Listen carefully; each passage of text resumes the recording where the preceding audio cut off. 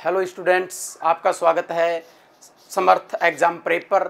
और CUT 2022 में अगर आप ज्योग्राफी को as a domain subject choose कर चुके हैं तो आज हम बात करेंगे ज्योग्राफी एज ए सब्जेक्ट, इसकी संभावनाओं के बारे में, इसकी रणनीति के बारे में और किस तरीके से CUT 2022 के अंदर ज्योग्राफी में अधिक से अधिक स्कोर करें, इसके बारे में। साथ ही हम बताएंगे कि ज्योग्राफी की आपके फ्यूचर प्रोग्राम्स में या आपके करियर ओरिएंटेशन में किस तरीके की भूमिका है, आगे क्या संभावनाएं हैं, इसके बारे में बात करेंगे।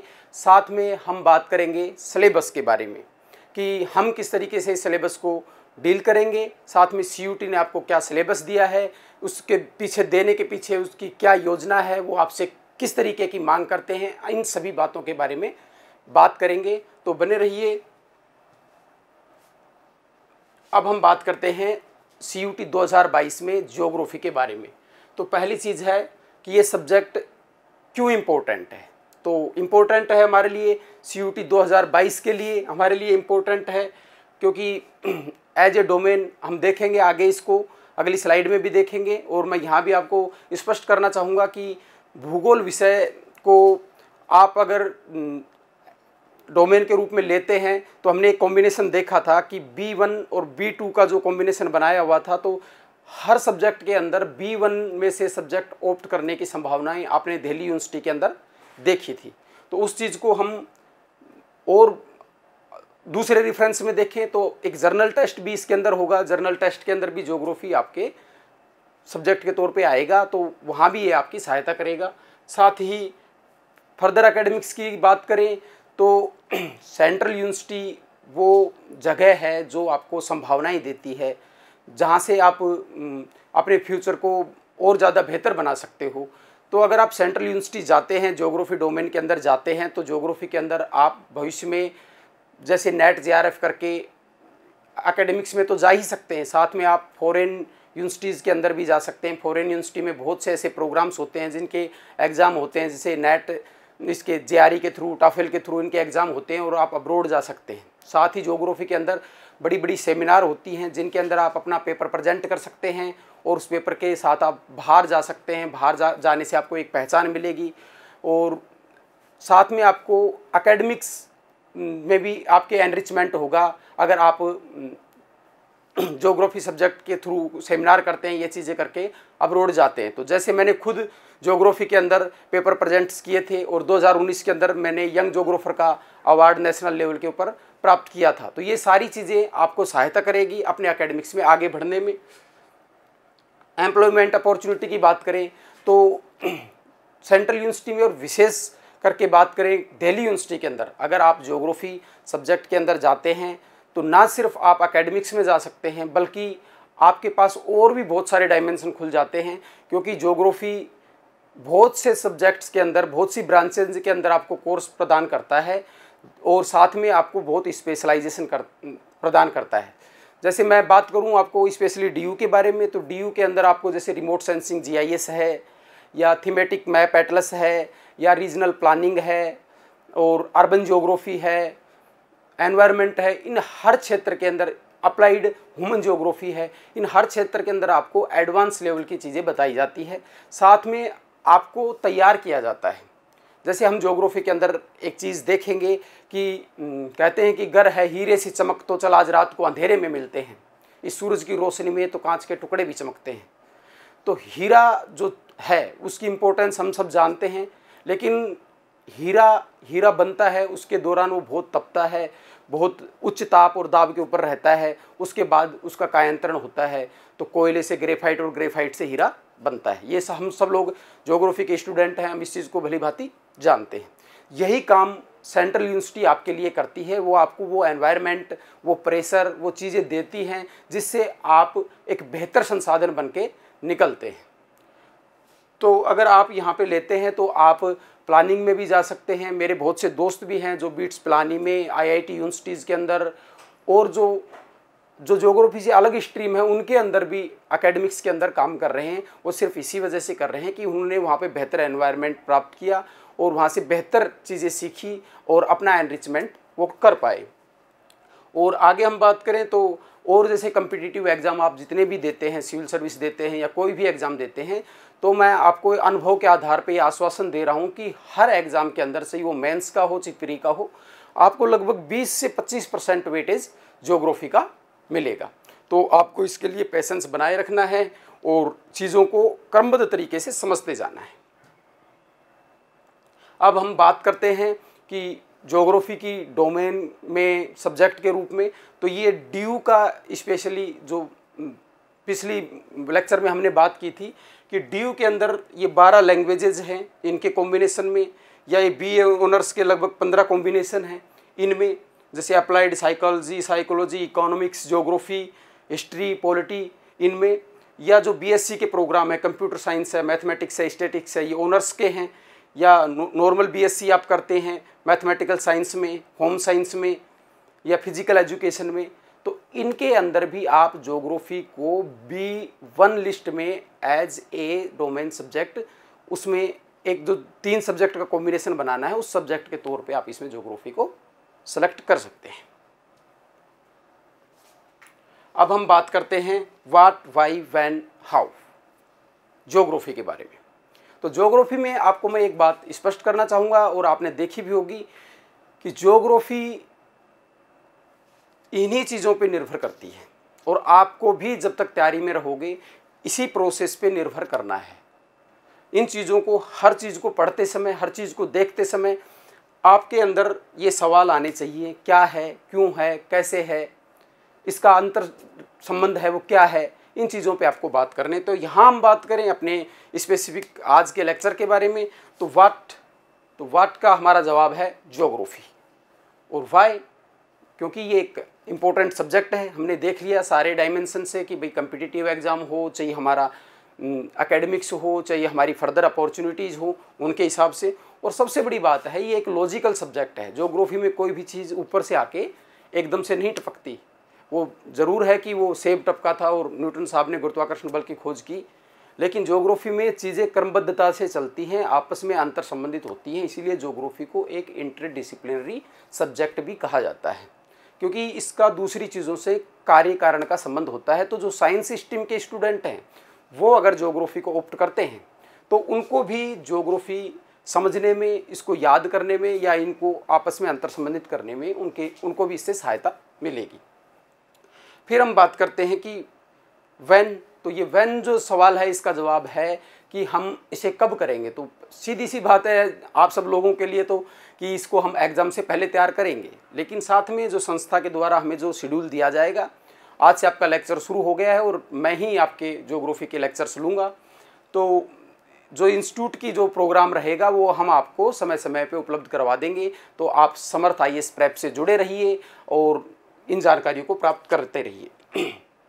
फिर है कि हम कैसे करेंगे, जिसका जवाब है हाउ में हम देखते हैं कि हम सबसे पहले जो यहाँ पे करवाएंगे, हर किसी की रणनीति अलग अलग होती है, लेकिन एक लंबे अनुभव के बाद मैंने जो लर्निंग हैबिट्स है या साइकोलॉजी है उसके ऊपर काम किया है, तो मैंने ये चीज़ समझी है कि जो चीज़ आप पढ़ रहे हो, जो टेक्स्ट आप पढ़ रहे हो, उसके बारे में आपके दिमाग में ये WH वर्ड वाले जो क्वेश्चन है ना, व्हाई, वेयर, व्हेन, ये पहले आपके अंदर आने चाहिए। ये जो क्यूरियोसिटी है ना, ये क्यूरियोसिटी आपको क्या है, तैयार करेगी उस चीज़ को पढ़ने में, ज़्यादा से ज़्यादा एक बार में उस चीज़ को ग्रहण करने में।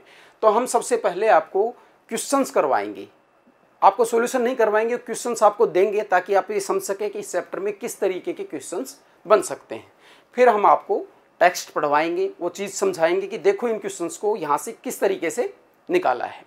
फिर उसके बाद हम आपको कंसेप्ट अंडरस्टैंडिंग करवाएंगे, क्योंकि आप देखेंगे कि क्वेश्चन 2 तरीके के होते हैं। एक तरीके के क्वेश्चन होते हैं इन्फॉर्मेटिव क्वेश्चंस। इन्फॉर्मेटिव क्वेश्चंस में क्या चीज़ आएगी, इन्फॉर्मेटिव क्वेश्चन में आएगा कि कौन सी चीज़ कहाँ है, कौन बड़ा है, कौन छोटा है, इनको असेंडिंग डिसेंडिंग ऑर्डर में जमाइए, या कौन सा एक ठीक है या कितने ठीक हैं। एक टाइप के क्वेश्चन होते हैं कार्य कारण वाले, जिसमें अपने स्टेटमेंट होता है, फिर उसके नीचे उसका कंक्लूजन होता है, फिर वो बताता है कि ये आपस में इंटरलिंक है कि नहीं है। इसके लिए क्या है, आपको अंडरस्टैंडिंग ऑफ कंसेप्ट करनी पड़ेगी। और मैं DU का स्टूडेंट होने के नाते, वहाँ से अपने एकेडमिक्स करने के नाते और बहुत ही अच्छे टीचर्स से अब भी जुड़े होने के नाते मैं आपको ये बात विश्वास के साथ बता सकता हूँ कि सेंट्रल यूनिवर्सिटी का एग्ज़ाम नॉर्मल तरीके के फैक्ट्स के ऊपर नहीं आएगा। और ये क्यों कह रहा हूँ बात, ये मैं आगे भी सिलेबस में बताऊँगा, पर हल्का सा मैं आपको बता दूंगा कि आगे आप जो सिलेबस देखेंगे तो आप एक चीज़ पाएंगे कि DU के सिलेबस के अंदर फिजिकल ज्योग्राफी वाला जो सेगमेंट है, जिसको हम बेसिकली ज्योग्राफी मानते हैं, वो नहीं डाला गया है। इसका सीधा सा कारण ये है कि वो आपसे अंडरस्टैंडिंग चाहते हैं अलग लेवल की। जैसे ह्यूमन ज्योग्राफी डाला है उन्होंने, थॉट्स वाला पोर्शन ह्यूमन ज्योग्राफी में इंक्लूड करके एक तरीके से उन्होंने डाला है, तो वो चीज़ आपकी अंडरस्टैंडिंग की बात करती है। तो जो क्वेश्चन आपके आएंगे वो अंडरस्टैंडिंग बेस ही आएंगे। सिलेबस से हमें एक डायरेक्शन मिलती है, एक डायमेंशन मिलता है कि किस दिशा में ये एग्ज़ाम जाने वाला है। और फिर उसके बाद सीखेंगे हम learn how to out a paper. अब कोई भी संस्था या मैं हूँ चाहे कोई भी हो, वो आपको कभी भी ये नहीं बता सकता कि आप इस एग्ज़ाम से कैसे बाहर निकल जाएंगे, या आपको वो पेपर नहीं बता सकता।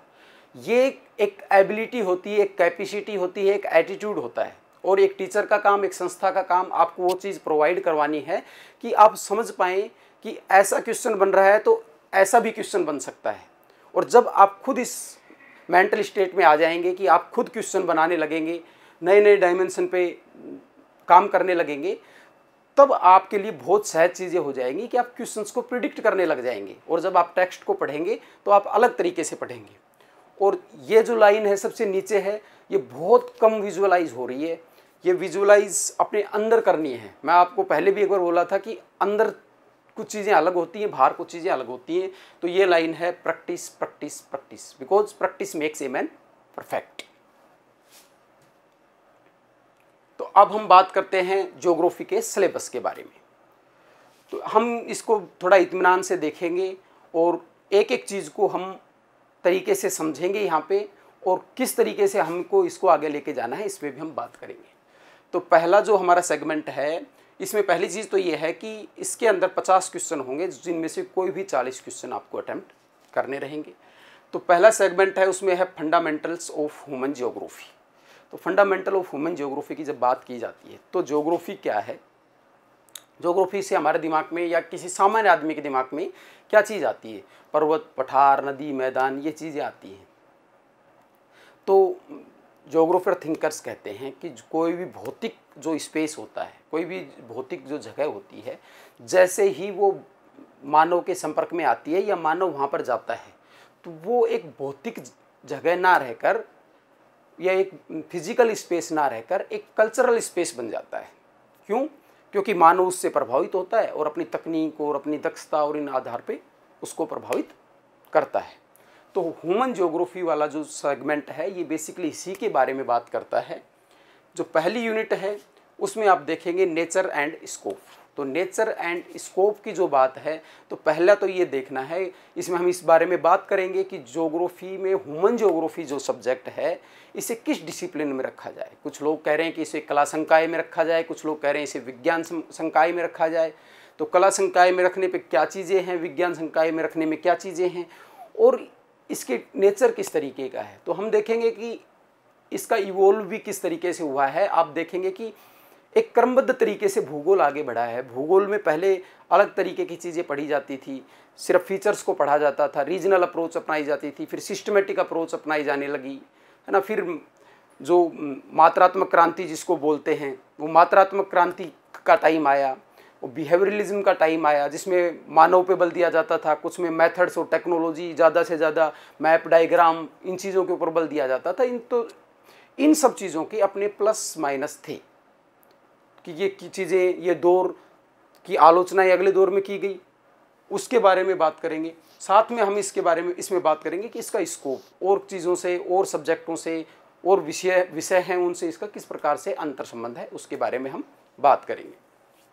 दूसरी यूनिट है वो है हमारी पीपल। अब देखो ज्योग्राफी है ना, वो एक रेगुलर फेज में चलती है। आप सिलेबस में ही इस चीज़ को देखना कि कोई उतार चढ़ाव एकदम से ज्योग्राफी में नहीं आता। पीपल की बात आ गई, ह्यूमन ज्योग्राफी है तो पीपल की बात इसके अंदर आएगी, लोग की बात इसके अंदर आएगी। तो सबसे पहले इसके अंदर बात की गई है डिस्ट्रीब्यूशन, डेंसिटी और ग्रोथ की। डिस्ट्रीब्यूशन, डेंसिटी और ग्रोथ, ये यहाँ हमको लग रहा है कि हमें इस तरीके से इस चीज़ को पढ़ लेना है, लेकिन हमें इस चीज़ को समझते हुए पढ़ना है।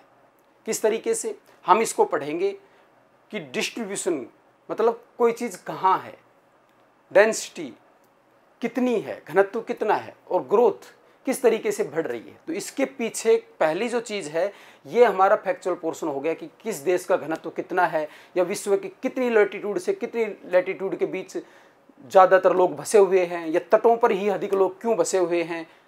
ये सारी चीज़ यहाँ हम देखेंगे। डेंसिटी और ग्रोथ में हम देखेंगे कि इसको प्रभावित करने वाले कारक क्या हैं, जो लोग जहाँ पर हैं वो वहीं पर क्यों हैं। यही चीज़ हमें समझनी है ज्योग्राफी के जो अप्लाइड या एप्लीकेशन वाला जो फॉर्म हम कहेंगे उसके अंदर। आगे हम देखते हैं population change, spatial pattern, structure, determinants of population change. देखो वही बात आ गई ना अगले ही बिल्कुल। तो ये आपको समझना है कि अगली चीज़ क्या हो सकती है।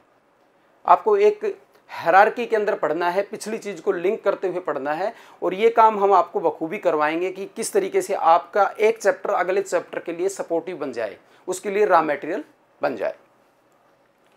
As sex ratio, rural urban composition. तो भाई हम एक समाज के अंदर रहते हैं तो वहाँ पे लिंगानुपात, और लिंगानुपात कैसा है, कितनी आयु के लोग हैं, इस चीज़ को भी समझना ज़रूरी है। क्यों? क्योंकि मानव को जब हम बात कर रहे हैं तो मानव के रिसोर्स फॉर्म में बात की जाती है। ज्योग्राफी में रिसोर्स फॉर्म में ही ज़्यादा बात की जाती है। तो मानव के जो रिसोर्स वाली कंसेप्ट है या डेवलपमेंट वाली जो कंसेप्ट है उसके अंदर इस पैटर्न को या इस कंपोजिशन को समझना ज़रूरी है, क्योंकि यही कंपोजिशन है जो हम देखेंगे कि डेवलप्ड और डेवलपिंग नेशंस के बीच में इसी चीज़ का अंतर है कि वहाँ पे रूरल अर्बन पॉपुलेशन का जो डिस्ट्रीब्यूशन है वो डिफरेंट है, सेक्स रेशियो है, एजुकेशन का लेवल है, ये चीज़ें अलग अलग हैं। ह्यूमन डेवलपमेंट की बात है। अब देखो अगली ही चीज़ आ गई ह्यूमन डेवलपमेंट।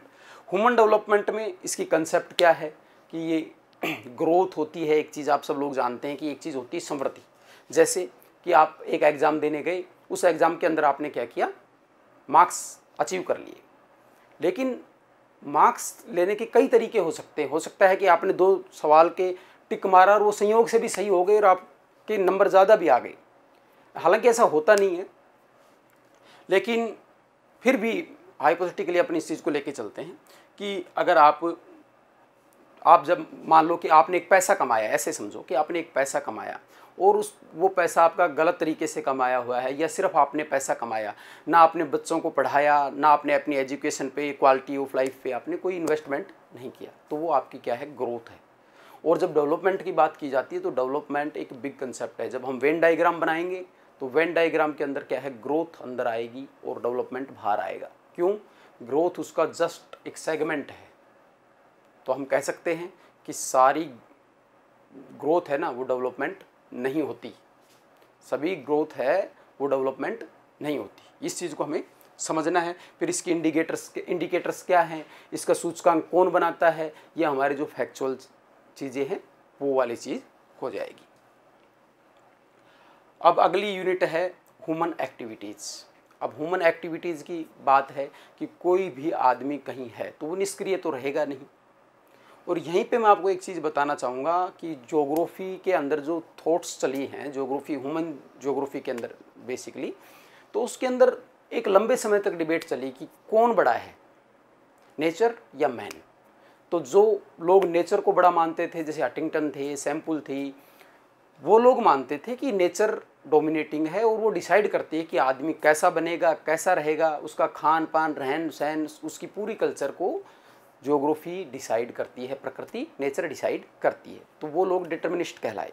उसके बाद 20वीं सेंचुरी के अंदर आए ब्लास महोदय। ब्लास महोदय फ्रांस के थे और ब्लास महोदय को संभववाद का जनक कहा जाता है। ब्लास महोदय ने बताया कि नहीं, मानव कैन चेंज एवरीथिंग, और मानव चाहे तो ग्लेशियर के अंदर भी चावल उगा सकता है, रेगिस्तान के अंदर भी फसल कर सकता है, बशर्ते उसकी तकनीक और वो उसकी कीमत का वो आकलन कर ले।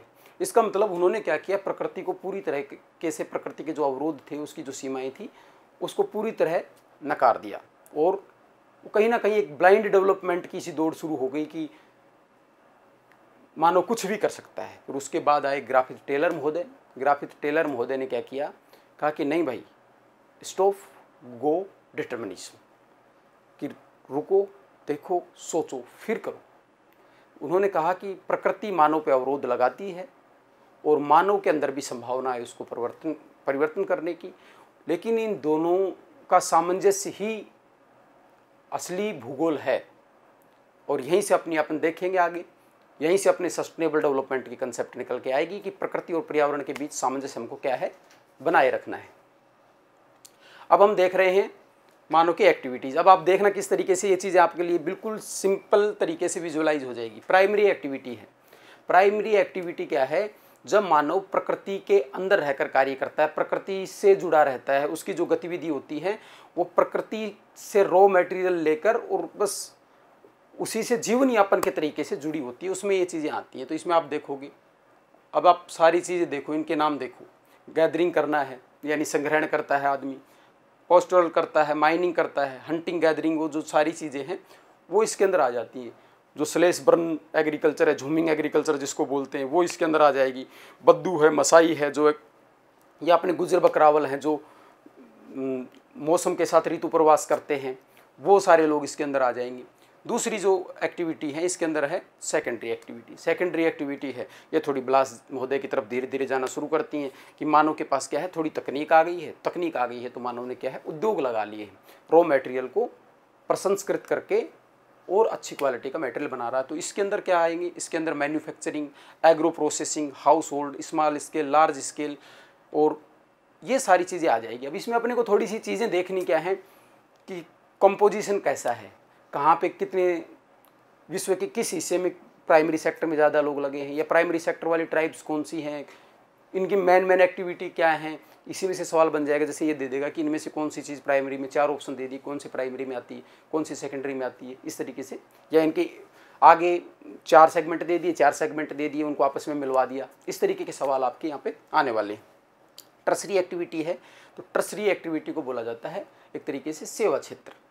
जब ये और थोड़ा बड़े स्तर पे चली जाती है, थोड़ी इसमें तकनीक भी जुड़ जाती है, और इसके अंदर आएगी आपके ट्रेड, ट्रांसपोर्ट, कम्युनिकेशन, टूरिज़्म, ये वाली चीज़ें आपके जो टर्सरी सेक्टर इसके अंदर आएगा। और सबसे बड़ी बात ये है कि जो हालिया जो रुझान रहे हैं, इंडियन इकोनॉमी की बात करें, इन चीज़ों की बात करें, तो जो ये जो सेगमेंट चेंज है, क्योंकि इन्होंने एक चीज़ लिखी है कहीं शायद, हाँ देखो, चेंजिंग ट्रेंड्स इन्होंने लिखा है। तो चेंजिंग ट्रेंड्स की जो बात है वो यही बताना चाह रहे हैं कि प्राइमरी सेक्टर के अंदर 1951 के अंदर इंडिया के अंदर लगभग 70% लोग काम करते थे, और प्राइमरी सेक्टर के अंदर से लगभग 70% लोगों को एम्प्लॉयमेंट मिलता था। आज के टाइम में सिचुएशन ये है कि प्राइमरी सेक्टर लगभग 15% लोगों को एम्प्लॉयमेंट देता है, लेकिन आज भी लगभग 55% लोग हमारे प्राइमरी सेक्टर, एग्रीकल्चर और इन चीज़ों में कार्य कर रहे हैं। वहीं टर्सरी सेक्टर जो हमारे यहाँ पर है, ये आज के टाइम पे 10% लोगों को एम्प्लॉयमेंट देता है, लेकिन लगभग 50 से 55% जो जीडीपी है उसके अंदर अपनी हिस्सेदारी, इनकम के अंदर अपनी हिस्सेदारी रखता है। तो कहीं ऐसा तो नहीं है कि हम ग्रोथ की तरफ जा रहे हैं, हमारा विकास हो ही नहीं रहा, हमारा जो डिवाइडेंट जो पैदा होता जा रहा है, समाज के अंदर विभाजन पैदा होता जा रहा है, समानता पैदा होती जा रही है। हम इन सारे पक्षों के ऊपर भी यहाँ पे बात करेंगे, जहाँ से आपका मुझे लगता है कि कंसेप्चुअल क्वेश्चन निकल कर आएगा, जैसा कि डीयू के अंदर या सेंट्रल यूनिवर्सिटीज़ के अंदर अप्रोच रहती है। क्वाटरनरी एक्टिविटीज़ हैं, तो ये नॉलेज बेस्ड जो एक्टिविटीज़ होती हैं ये इसके अंदर आती हैं। इसके अंदर जैसे सॉफ्टवेयर डिज़ाइनिंग हो गया, या इस तरीके की जो चीज़ें होती है, हायर जो एजुकेशन रिसर्च से रिलेटेड जो चीज़ें होती हैं, वो सारी चीज़ें इसके अंदर आती हैं। इनके काम करने वालों को अलग अलग कहा जाता है, जैसे ब्लू कॉलर कहा जाता है, रेड कॉलर कहा जाता है, ब्लू कॉलर कहा जाता है, वाइट कॉलर कहा जाता है। तो वो वाली भी चीज़ें अपने एग्ज़ाम के ओरिएंटेशन से है, वो फैक्चुअल नॉलेज है, वो आपको इन चैप्टर्स के साथ मैं व्यवस्थित तरीके से प्रोवाइड करवा दूँगा। अब अपनी यूनिट 4 आती है। यूनिट 4 के अंदर आप देख रहे हैं क्या है, ट्रांसपोर्टेशन है। ट्रांसपोर्टेशन के अंदर है रोड, रेलवे, रेल नेटवर्क और ट्रांस कॉन्टिनेंटल रेलवेज। इसके अंदर सवाल के 2 डायमेंशन है, 2-3 डायमेंशन है पूरे ट्रांसपोर्ट में। पहले मैं उन पे बात करता हूँ। देखो, ट्रांसपोर्ट है ना, वो किसी भी अर्थव्यवस्था के लिए, किसी भी देश के लिए, समाज के लिए उसी तरीके से है जैसे हमारे शरीर के लिए धमनियाँ, रक्त का संचार करने वाली धमनियाँ और सिराएं। अगर हमारा ये तंत्र रुक जाए तो हमारी बॉडी क्या है, डेड हो जाएगी। तो यही चीज़ है इसके अंदर हम देखें कि ये जो ट्रांसपोर्ट के जो मीन्स हैं ये किसी भी अर्थव्यवस्था को या किसी भी एक तंत्र को गति प्रदान करते हैं, जिससे क्या है उसके अंदर ग्रोथ होती है, इंडस्ट्री कहाँ लगेगी, माल की सप्लाई कैसे होगी, बाजार कहाँ बनेगा, ये सारा मैकेनिज्म को ये चीज़ निर्धारित करती है। तो एक तो इस पर्सपेक्टिव में हम इस चीज़ को देखेंगे।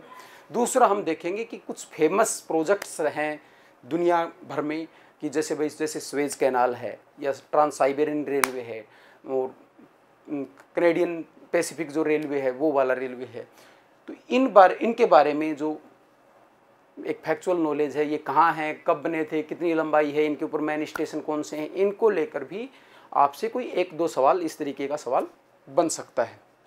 लेकिन मैं आपको फिर बता रहा हूँ कि हमें इस चीज़ को समझना होगा कि सेंट्रल यूनिवर्सिटीज़ की अप्रोच कैसी रहती है। सेंट्रल यूनिवर्सिटीज़ फैक्ट्स पूछेगी, निसंदेह पूछेगी, लेकिन आपका डिसाइडिंग फैक्टर होगा कि कंसेप्ट आपने उस चीज़ को रिलेट कैसे किया है, आपने उस चीज़ को समझा किस तरीके से है। फिर है इंटरनेशनल ट्रेड। अब आपने ये सारी चीज़ें देखी, land transport, water transport, air transport और ऑयल गैस पाइपलाइन, ये सारी चीज़ें आपने देखी। ये सारी चीज़ें क्या है, एक जो तंत्र होता है उसको गति प्रदान करने के लिए है। उस तंत्र को गति प्रदान करने के लिए ये जो चीज़ें हैं ये क्या चीज़ बढ़ाएंगी, ये चीज़ बढ़ाएगी ट्रेड को। क्योंकि आज हम बात करें तो ग्लोबल विलेज की बात है, ज्योग्राफी में इस पर भी बात की जाती है कि पूरी दुनिया है। अपने जो भारतीय संस्कृति में बात करें तो वसुदेव कुटुंबकम, तो वो जो ग्लोबल विलेज की जो बात है कि पूरी दुनिया जुड़ गई है, इकोनॉमिक ऑर्गेनाइजेशंस बन गए हैं। जो इकोनॉमिक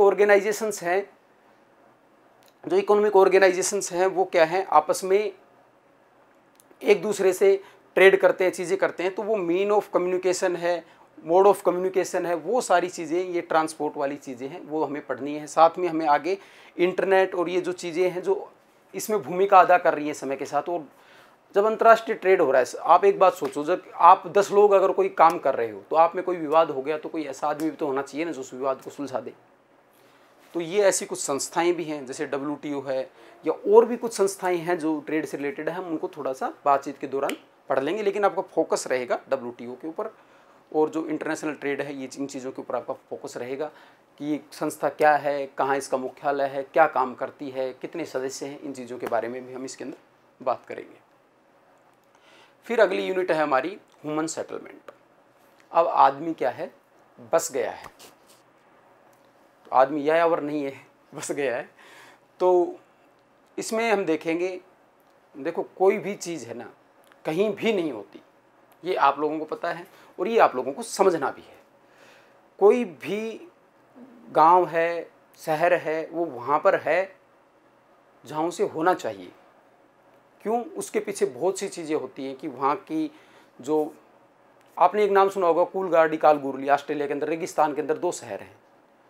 इतनी ज़्यादा गर्मी कि वहाँ पे आदमी नॉर्मल कंडीशन में जी भी नहीं पाए, पर वो शहर बने हुए। क्यों बने हुए हैं? क्योंकि वहाँ पे गोल्ड निकलता है। तो इस तरीके से आपको ये चीज़ समझनी है कि कोई जो सेटलमेंट है तो उसका प्रतिरूप कैसा है, वो लीनियर फॉर्म में है या रेक्टेंगल फॉर्म में है या सर्किल फॉर्म में है, वो वैसा है तो क्यों है। भारत आगे इसमें देखेंगे या दुनिया क्या भी बात कर रहे हैं, भारत में भी यही चीज़ है। सबसे बड़ी बात यह है, अगला पेपर भी आप देखोगे बिल्कुल इंटरलिंक है। यहाँ आप जो चीज़ें पढ़ोगे वही आपको वहाँ पे अप्लाई करनी है इंडिया वाले में। यहाँ आपकी कंसेप्ट बिल्डिंग होगी, कुछ फैक्ट्स आपके पास आएंगे और इंडिया पे आप उसको अप्लाई करोगे, फिर आप देखोगे कि चीज़ें बहुत ज़्यादा अंतर संबंधित हैं। रूरल और अर्बन सेटलमेंट की बात है तो इनमें क्या फ़र्क होता है, इनका क्राइटेरिया बनाया होता है, पॉपुलेशन का, हर चीज़ का अलग अलग क्राइटेरिया बनाया होता है। हमारे यहाँ पे क्या क्राइटेरिया है ना। मेट्रो मॉर्फोलॉजी ऑफ सिटीज़ की बात करेंगे, सिटी भाई कितने तरीके की होती है, मेगा सिटी है, वो उनके एक जो हायरार्की है उसकी बात करेंगे। और सिटीज़ के अंदर जब आदमी रह रहा है तो क्वालिटी ऑफ लाइफ कैसी है, वहाँ पे पोल्यूशन किस तरीके का है, प्रॉब्लम्स किस तरीके की है, इसके बारे में हम बात करेंगे। अब चलिए देखते हैं, अगली यूनिट है और अगला जो सेगमेंट है वो है people and economy of India की बात है, भारत के लोग और अर्थव्यवस्था। तो इसमें हम एक चीज़ देख रहे हैं कि माइग्रेशन पीपल की जो बात बताई है, इसमें बताया गया माइग्रेशन, प्रवास। तो प्रवास की जब हम बात करेंगे, और ये आज के समय का सबसे ज्वलंत मुद्दा है प्रवास। आपने देखा है कि दुनिया में बहुत सी ऐसी चीज़ें हो रही हैं पॉलिटिकल रीजन से और क्लाइमेटिकल रीजन से कि माइग्रेशन बड़े लेवल पे हो रहा है। तो माइग्रेशन एक अच्छा टॉपिक हो सकता है आपकी क्वेश्चन प्रेडिक्शन के हिसाब से। इंटरनेशनल लेवल पे हिस्टोरिकली माइग्रेशन किस तरीके से हुआ, जैसे अपन बात करें कि भाई अंग्रेज़ों के टाइम में लोगों को गुलाम बना के दूसरे देशों में दास बना के और ट्रेड करने के लिए क्या कर दिया जाता था, भेज दिया जाता था। हम उसके बारे में बात करेंगे। और हम बात करेंगे कि उसका पैटर्न कैसे रहा, दुनिया में जो वेव्स आई वो समय समय के साथ कैसे आई, किस दिशा में रही। आज के टाइम में जो माइग्रेशन है वो किस तरीके का है देखेंगे। कि आप एक इंटरेस्टिंग फैक्ट देखेंगे कि भारत में छोटे स्तर का जो माइग्रेशन है वो महिलाएं पुरुषों से ज़्यादा करती हैं। क्यों करती हैं? क्योंकि भाई उनकी शादी होकर दूसरे घर में जाना होता है। तो ये इस तरीके की बेसिक बातें हैं जो को आपके एनसीईआरटी में बताई हैं, लेकिन आप उसको रिलेट नहीं कर पाएंगे तब तक आप उसके सवाल को वहाँ से ड्राइव नहीं कर पाएंगे। ह्यूमन डेवलपमेंट की बात करें, इसमें भी देखो और भी कुछ चीज़ें हैं माइग्रेशन में, जैसे इसको प्रभावित करने वाले कारक, जैसे इसको पुल फैक्टर पुश फैक्टर बोलते हैं। तो उसमें हम सारे फैक्टर की बात कर लेंगे। इकोनॉमिक फैक्टर होते हैं, ज्योग्राफिकल फैक्टर होते हैं, क्लाइमेटिक जो सारी चीज़ें उसके अंदर आ जाएगी, इकोनॉमिक फैक्टर आ जाएंगे, सोशल कल्चरल फैक्टर आ जाएंगे, पॉलिटिकल फैक्टर आ जाएंगे। जैसे अभी भाई यूक्रेन के ऊपर रसिया ने हमला कर दिया तो वहाँ से क्या है, माइग्रेशन हो रहा है। सीरिया से कुछ समय पहले माइग्रेशन हुआ था। तो इस तरीके से कुछ आदमी अपनी इच्छा से करता है। जैसे आप मान लो कल को सेंट्रल यूनिवर्सिटी से पढ़ के विदेश जाएंगे और अब्रोड स्टडी करने के लिए, या अपने एक छोटे से गांव से अब आप सेंट्रल यूनिवर्सिटी के अंदर आएंगे, ये आपका इच्छा से किया हुआ है। लेकिन एक होता है, इसे बोलते हैं पूल, कि इनके अंदर शहरों के अंदर संभावनाएं हैं, सेंट्रल यूनिवर्सिटीज़ के अंदर संभावनाएं हैं, फॉरेन की यूनिवर्सिटीज़ हैं उनके अंदर संभावनाएं, वो आपको खींच रही हैं। एक होता है पुश फैक्टर, आपके पास अभाव है, आपके पास कमियां हैं, वो आपको धक्का देता है कि यार यहाँ से निकलो, यार सेंट्रल यूनिवर्सिटी जाओ, वहाँ पे आपको क्या है, बेहतर एनवायरनमेंट मिलेगा, बेहतर संभावनाएं मिलेगी। तो इस तरीके से हमें इस चीज़ को समझना है। ह्यूमन डेवलपमेंट देख लो, वही चीज़ ह्यूमन डेवलपमेंट की वहाँ पे आई थी, वो यहाँ पे फिर से कि सेलेक्टेड इंडिकेटर्स और इसका रीजनल पैटर्न कैसा है, कौन से राज्य हैं वो पिछड़े हुए हैं, कौन से राज्य विकसित हैं, पर कैपिटा इनकम क्या है वहाँ पर, और शिक्षा का स्तर क्या है, वो सारी चीज़ें हम इसके अंदर बात करेंगे, उन कंपोनेंट्स की इसके अंदर बात करेंगे। फिर है पॉपुलेशन, एनवायरनमेंट एंड डेवलपमेंट। देखो कितना अच्छे से जोड़ दिया है, पॉपुलेशन, एनवायरनमेंट और डेवलपमेंट, जनसंख्या, पर्यावरण और विकास। अगर जनसंख्या ज़्यादा रहेगी और पर्यावरण या जो एरिया रहेगा जिसके ऊपर वो जनसंख्या सर्वाइव कर रही है वो कम रहेगा, तो क्या जनरेट होगा, उससे जनरेट होगा पोल्यूशन, उससे जनरेट होगी प्रॉब्लम्स, उससे डेवलपमेंट जनरेट नहीं होगा। पॉपुलेशन, एनवायरनमेंट और डेवलपमेंट, इन तीनों को मिलाकर देखने पर ही आज दुनिया की जितनी भी समस्याएं हैं जो हम देख रहे हैं, global warming, climate change, pollution, ozone decay, ये सारी प्रॉब्लम्स इनका कॉम्बिनेशन गड़बड़ाने से ही हो रही है। इसीलिए हमने स्टॉकहोम सम्मेलन किया था 1972 में, फिर 1992 में हमने रियो डी जेनेरो सम्मेलन किया, फिर उसके बाद हम लगातार समिटें करते आ रहे हैं। किस बात के ऊपर? सस्टेनेबल डेवलपमेंट पे। सस्टेनेबल डेवलपमेंट करना है। सस्टेनेबल डेवलपमेंट क्या होता है इस पे बात आएगी। तो सस्टेनेबल डेवलपमेंट होता है भविष्य की पीढ़ी जो होती है उसकी ज़रूरतों, संभावनाओं को ध्यान में रखते हुए कार्य करना। जैसे अब गांधी जी ने कहा था कि earth can fulfil need of every person but not the greed of a single person, कि प्रकृति के अंदर बहुत कुछ है और वो मानव की सभी आवश्यकताओं की पूर्ति कर सकती है, लेकिन उसके लालच की पूर्ति नहीं कर सकती। इसी कंसेप्ट के ऊपर ये सारी चीज़ डिपेंड करती है। इसी से क्या है, हैजार्ड्स, इसी से पोल्यूशन, इसी से वेस्ट जनरेशन, या इसी से फ्यूचर की संभावनाएं निकलती हैं। अगली यूनिट है ह्यूमन सेटलमेंट। इसको हम इंडिया के रेफरेंस में देखेंगे। रूरल सेटलमेंट, अर्बन सेटलमेंट, उसके टाइप्स, डिस्ट्रीब्यूशन और फंक्शंस, क्लासिफिकेशंस, ये चीज़ें हम इसके अंदर देखेंगे। कितने टाइप के होते हैं कि हम इसमें देखेंगे कि एक गहन बसा हुआ क्लस्टर्ड होता है, एक स्केटर्ड होता है, सेमी स्केटर्ड होता है, वो उसके टाइप्स हो जाएंगे।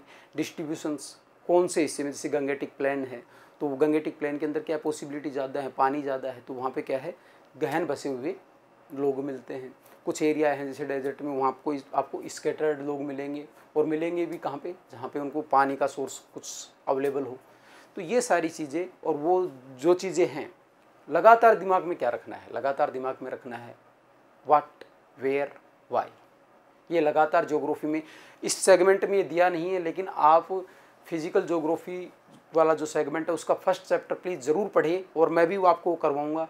ज्योग्राफी किस चीज़ के बारे में बात करता है, व्हाट, ये है आम आदमी के लिए क्या चीज़, फिर है वेयर,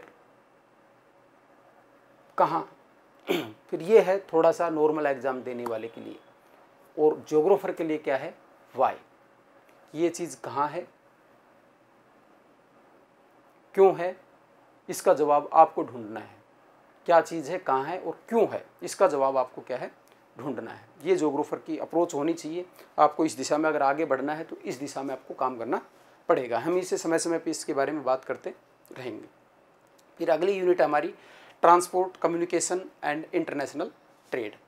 तो इसमें हमने पीछे देखी थी सारी चीज़ें। देखो फिर वही चीज़ें मैं कह रहा था कि वो जो चीज़ें हैं वहाँ पे हम जो एक कंसेप्ट बिल्डिंग करेंगे और इन चीज़ों को फैक्ट्स के बिहाफ पे लेंगे। थोड़ी कंसेप्ट जो यहाँ पे रहेगी, यहाँ के जो फैक्टर्स रहेंगे उसको हम इसमें इंक्लूड करते हुए फैक्चुअल क्वेश्चन की ज़्यादा संभावना है कि वो इंडिया के रेफरेंस में पूछा जाएगा। रोड जैसे अब अपने गोल्डन ट्रायंगल बन रहा है ना, या अपने जो समुद्र सेतु परियोजना चल रही है, इस तरीके के जो नए प्रोजेक्ट्स हैं ना उस पर भी क्या है सवाल आने की संभावनाएं हैं। Roads, railway, waterway, airway. अब देखो वाटरवे की संख्या हमारे बढ़ के पहले 6 थे और अब एकदम से 105 और जोड़ दिए गए, 111 हो गई है।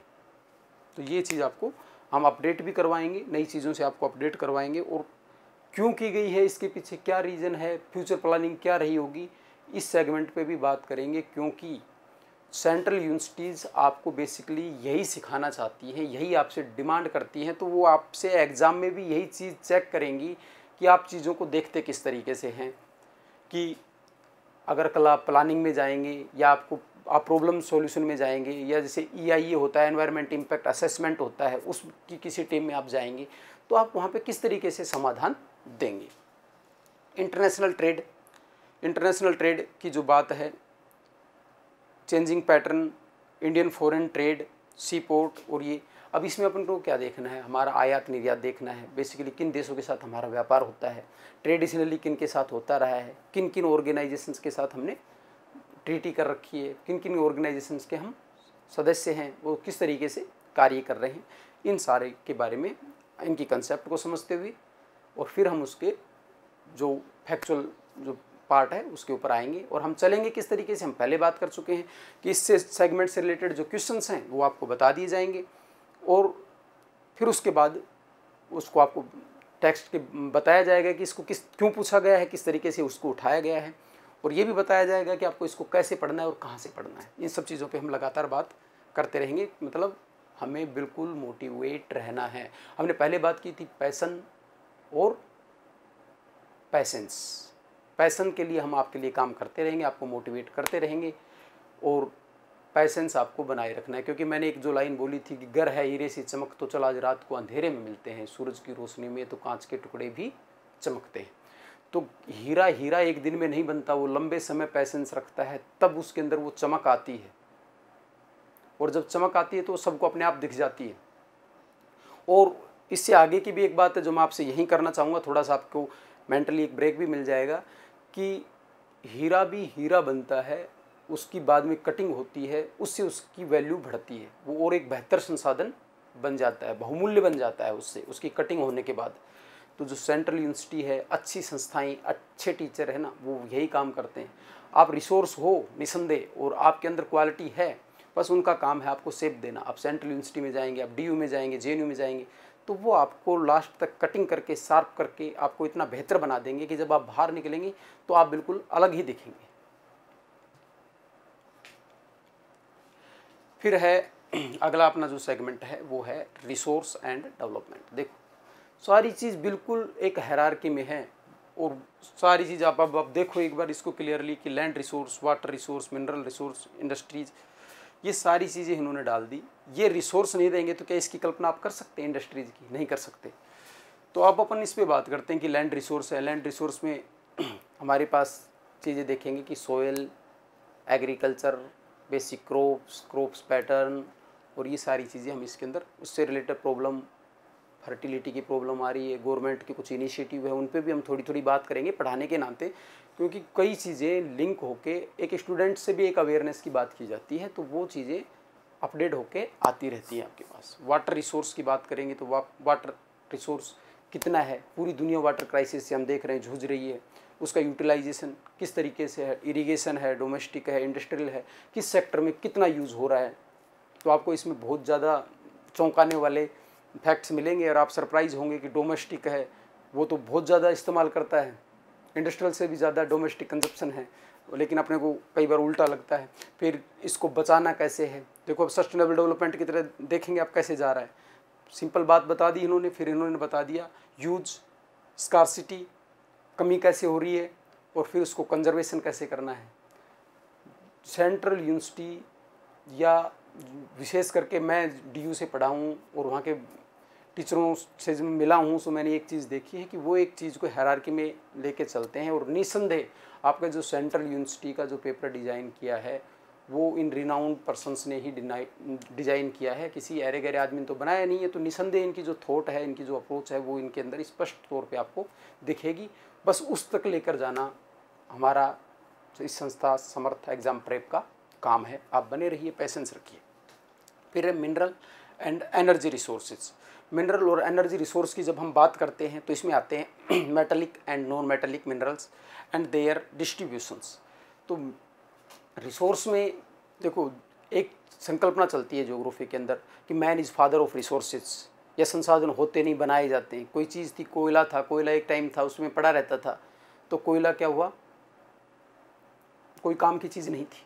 पर जैसे इंडस्ट्रियल रिवोल्यूशन आया पूरे इंडस्ट्रियल रिवोल्यूशन का आधार ही कोयला बन गया, तो उसकी संसाधनीयता बढ़ गई। लेकिन अब कोयला हम धीरे धीरे देख रहे हैं कि कोयले की उपयोगिता या उसका महत्व क्या है, कम होता जा रहा है। जैसे ही रिन्यूएबल एनर्जी या और एनर्जी के, क्लीन एनर्जी के जो सोर्स आ रहे हैं, उससे उसका महत्व कम होता जा रहा है। इसलिए कोई भी चीज़ रिसोर्स है, वो रिसोर्स तब तक है जब तक वो समाज के लिए उपयोगी है। तो रिसोर्स में हमें इस चीज़ को समझना है। फिर रिसोर्स के टाइप्स को देखना है कि नॉन मेटेलिक, मेटेलिक होते हैं, धात्विक है, धात्विक होते हैं। धात्विक की कुछ अपनी करैक्टरिस्टिक होती हैं।